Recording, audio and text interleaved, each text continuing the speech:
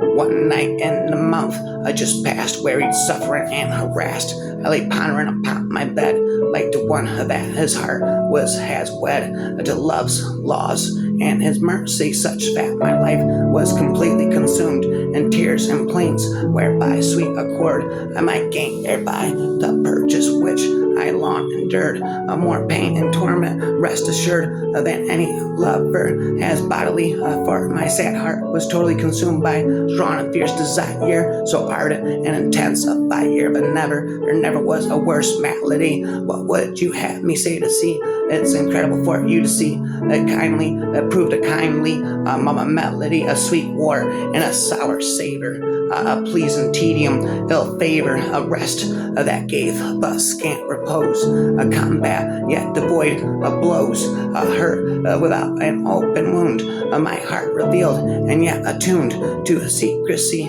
such that I knew not what would come of me. For a few signs of pity my lady showed, such that that naught bestowed on me the power to save my life or endure such a weight of strife. Such refusal, working treason would destroy me without reason. Thus I knew not what I might do. This night I described to you, troubled on the verge of death. I'm on the verge of death, upon the point of my last breath. Then at least in imagination, stirring in sleep and pure vexation, whether in vision or in dream, here I lie. Not to me it did seem love drew the heart from out my breast, handing it to desire, my guest, who spoke thus to my woeful heart. If you would obtain for your part sweet mercy yet from your lady, you must do a chivalric duty and acquire it by force of arms, seeking to conquer her fair charms by defeat and refusal, who against all lovers in his pure view keep a fortress where sweet mercy is doubly bound, held securely in the bounds of both fear and shame. Go with me now in honor's name, said desire, and no more delay. Then with my heart he stole away, rhyming all night and all day. If ever a courteous and loving heart ought to find happiness through love's sweetheart, you are the one coer, though you grasp it not, for you have chosen indeed as your lot the noblest beauty of all, young and fair, that the most perfect qualities doth share, compared to all who are or yet shall be. Now who is daring enough we shall see to enter on the quest, faithful ever and fearing naught, be it sweet or bitter, so as to win the prize of sweet mercy. For never has heart chosen one so lovely, from head to toe, pure beauty and a breath, be it otherwise I'll submit to death.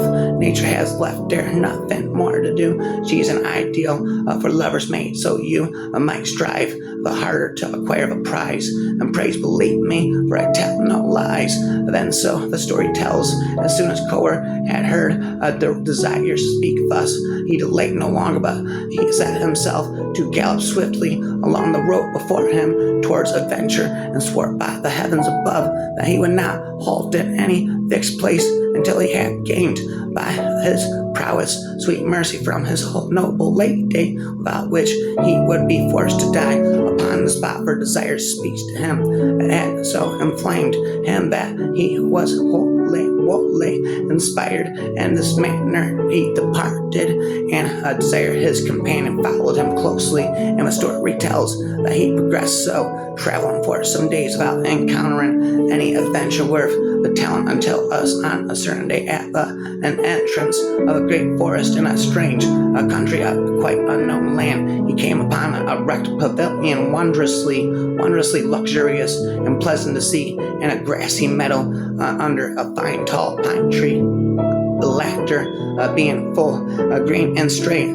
But the tent seemed to be wrought of precious stuff, for the border that ran the length of its canopy was embroidered in a leafy design, richly enhanced with pearls. At the entrance to this pavilion more without beneath the canopy was a square-cut pillar of jasper, about half a lance's length, coffin hacking up lyrics again in height and 3 feet wide on each side. On this pillar, letters skillfully engraved of old read as follows: all you hearts, both noble and gracious, that for honor's sake would win the precious gifts of sweetest grace and blessed mercy from the God of love, and from your lady ne'er allow your loving thoughts to alter, or stray from your first and only lover. Be faithful without ever varying, and I'll ever pity you in love. Then rhyming forever again, in God's name, lady, if you please, so as to set my mind at ease.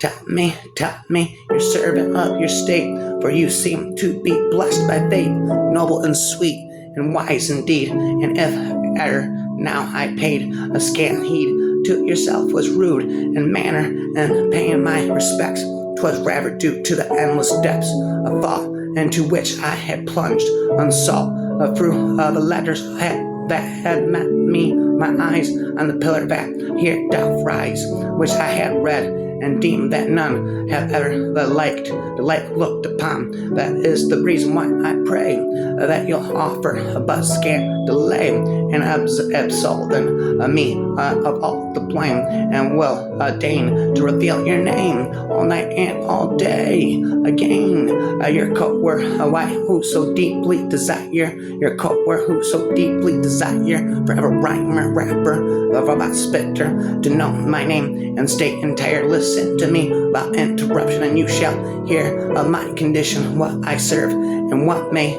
share my name and my every affair. My name is hope, I say to you, without which a man naught may do, nor speak to advance his law.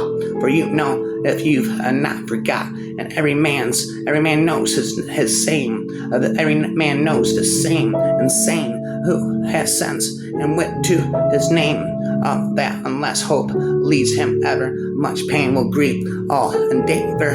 And the bright and spitting that you have seen on the pillar and read, I ween 'twas love that had it written there, to comfort those who seek to dare what lies before them, and so gain what you would win, whatever the pain, for by this road such folk must pass, and without me be lost at last. Lacking me, they labor in vain, as did indeed my Lord Gawain. I shall tell you what you must do, and how to comfort yourself too. If you attune my words, now attend, listening carefully till the end, you'll undergo great woes that often seem beyond the bounds of reason. For this is how love, have no doubt, deals his rewards and ills about. I shout and I pout, I spit and right now, caring not how a lover served. Thus the forest of long delay, you must enter with attention, pay from the fountain of fortune drink. 'Tis ne'er the same for all, I think, and from the fountain you may go through the profound thought. Badly so, you will pass the river of tears, ere the end of that vale appears towards the mount, devoid of joy. You must then a path employ, and the meadow of harsh reply. Your steed will more than once say I, graze on the bitter grass therein, but you must pass it for your sin,